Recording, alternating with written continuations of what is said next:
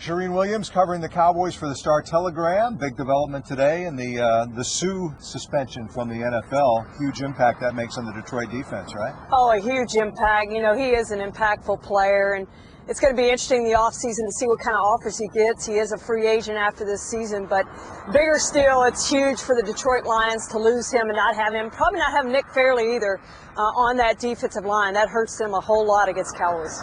Just to clean up one thing from the Washington game, people are still wondering why Jason Garrett left the starters in for so long. I think it may have gotten to the point where it's more of an obsession than it needs to be. Yeah. Are you buying his reasoning that they want a certain tone to continue to be set as they go into the postseason? Sure, absolutely. You know, they were great in December, and I do think it set a tone. It kept the momentum going. Now, he would have come under a lot of fire if they had gotten a player hurt, a Tony Romo, a DeMarco Murray, but that didn't happen. And they have kept that momentum going. In December, 4-0. Tony Romo, 12 touchdowns, 1 interception. This defense has forced 13 takeaways, finished second in the NFL in takeaways this season. Huge plays by the defense in these 4 games. They scored over 41 points in December, allowed only 19 points in December. I mean, they were dominant in December.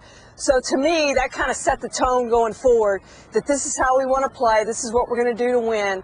And they have that going in the playoffs. 4-game winning streak. Only Seattle has a longer winning streak. And I'll admit, as somebody who's watched this team and covered this team for 20 years, you know, it's stunning to see a 4-0 December, to see this rapid of a turnaround. But when you look at it, it really hasn't been rapid. If you believe in the Garrett system, as these guys apparently do, it's part of, forgive me, a process that's finally paying off, right? The process has worked for Jason Garrett certainly this year, and they've bought into it, and it's won them over. It's won everybody over. Nobody expected this team to go 12-4, at least not outside that locker room. And I'm not sure how many people inside the building were convinced this was a 12-4 team. I mean, Jerry Jones admits he didn't think it was a 12-4 team, mainly because of what they had gone through on defense, getting rid of the DeMarcus Wares and the Jason Hatchers and losing Sean Lee to the injury before the season even started. But I think the defensive revival has been huge for this team, and then just being able to run the ball.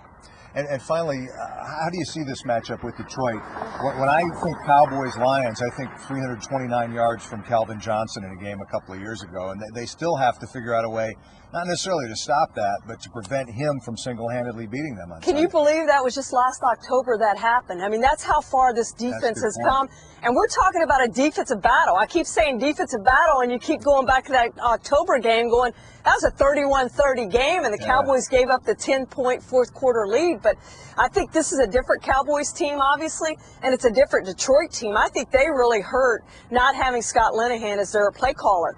And they aren't scoring the points that they scored last year. And so I think this is going to be a defensive battle. And I'm not sure Detroit can score enough points to keep up with the Cowboys. And I don't think the Cowboys will score a lot of points, but I think the Cowboys will score enough points to beat the Detroit Lions. All right. Along with the FedEx man, Charean Williams, thanks for spending a few minutes with us here at Valley Ranch.